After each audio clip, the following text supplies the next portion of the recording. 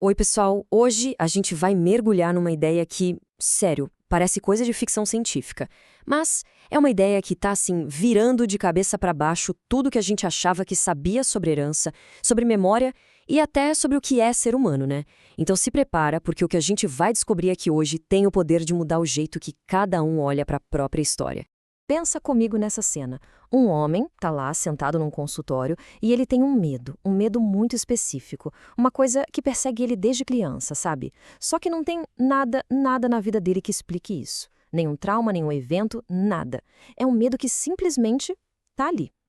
A mãe? Ah, ela não sabe de nada. O pai desvia o olhar. Mas e se a gente pudesse voltar no tempo e perguntar para o avô dele, ou quem sabe para o bisavô? Talvez a gente descobrisse que eles também viviam com essa mesmíssima sombra. A pergunta é, de onde isso veio? Então a gente chega na pergunta de US$ 1 milhão, né? Será que a gente pode herdar os sentimentos dos nossos antepassados? Olha, até pouquíssimo tempo atrás, se você fizesse essa pergunta para um cientista, ele ia rir, ia dizer que é fantasia. Só que aí, o impensável aconteceu. O jogo não só virou, como o tabuleiro foi quebrado. Pois é, por décadas a resposta era sempre a mesma, super simples. Ah, isso é imaginação sua. Ou você aprendeu isso vendo seus pais? A ideia era que o nosso DNA era tipo um manual de instruções fechado a vácuo, sabe? Intocável. Não importava o que acontecesse na vida, ele estava lá, igual. Bom, essa fortaleza de certeza veio abaixo. E o que a ciência encontrou nos escombros é de cair o queixo.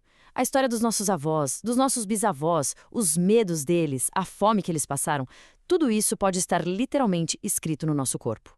Ok, mas para entender esse mistério, a gente vai precisar de uma metáfora. E a melhor que existe para isso vem da música.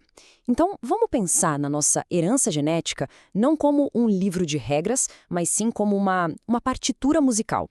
Uma partitura imensa e complexa. Então vamos lá. O DNA são as notas lá, escritas no papel, a melodia principal que a gente herda, certo? Mas só a partitura parada não é música. Precisa de alguém para tocar, para interpretar. E aí entra a epigenética.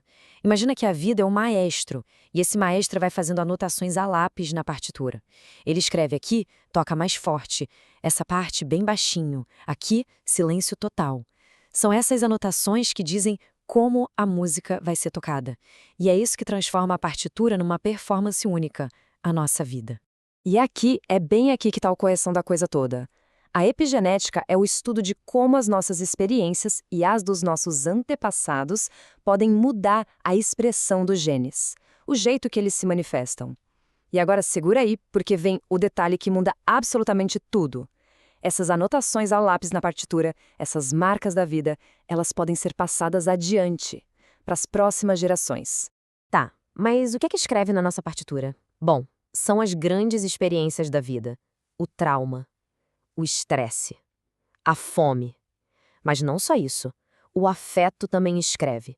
Um ambiente seguro. Tudo isso deixa uma assinatura química que pode literalmente afinar ou desafinar a nossa música interna.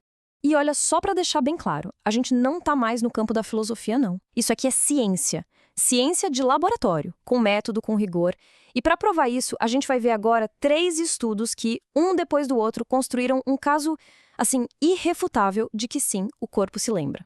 O primeiro pilar dessa construção toda vem de um trabalho incrível e super corajoso de uma neurocientista chamada Rachel Yehuda.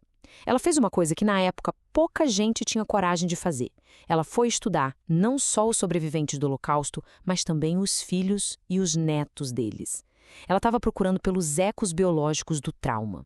E o que ela descobriu foi chocante. Primeiro, os filhos dos sobreviventes, que não passaram pelo horror, tinham perfis de estresse completamente alterados, sabe? Coisa visível nos hormônios.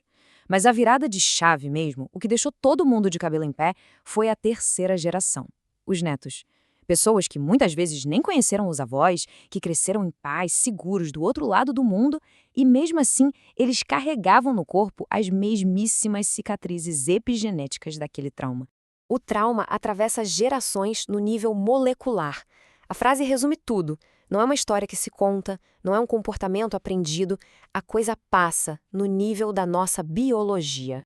Ok, agora vamos sair de um trauma de guerra e ir para um trauma de privação. Porque às vezes, tragicamente, a história acaba criando um laboratório a céu aberto. Foi o que aconteceu no final da Segunda Guerra, na Holanda. Um bloqueio nazista causou uma fome terrível, um período que ficou conhecido como o Inverno da Fome.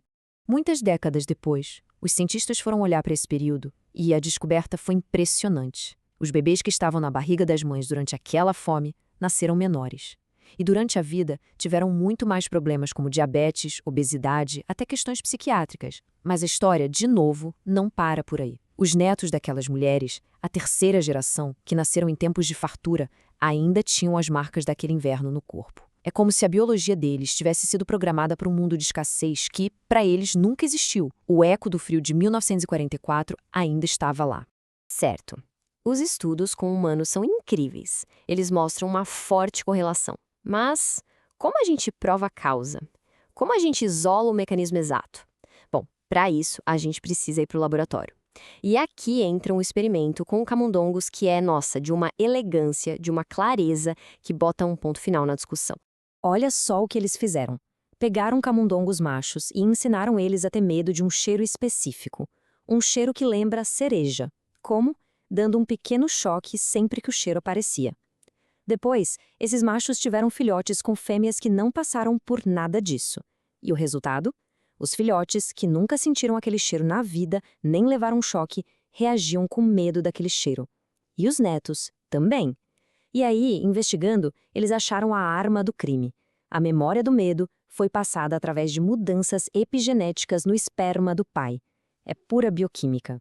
E é agora que a história fica mais interessante ainda, se é que isso é possível. Porque toda essa ciência de ponta, toda essa biologia molecular, começa a conversar, a validar observações que certas tradições terapêuticas, certas sabedorias antigas já vinham fazendo há séculos. É o encontro de dois mundos. Pega, por exemplo, o trabalho do Bert Hellinger com as constelações familiares. Ele falava de lealdades invisíveis, de uma alma familiar. Ele observava na clínica como as pessoas pareciam repetir, sem saber porquê, os destinos difíceis de seus antepassados. Por muito tempo, muita gente olhou para isso e falou: isso é misticismo ou é só uma metáfora bonita. Mas agora, a ciência nos dá uma nova lente para olhar para isso. Aquilo que era chamado de alma familiar talvez tenha um correspondente bem concreto, bioquímico, a herança epigenética. A metáfora parece que encontrou a sua biologia. Gente, isso é uma mudança de paradigma gigantesca.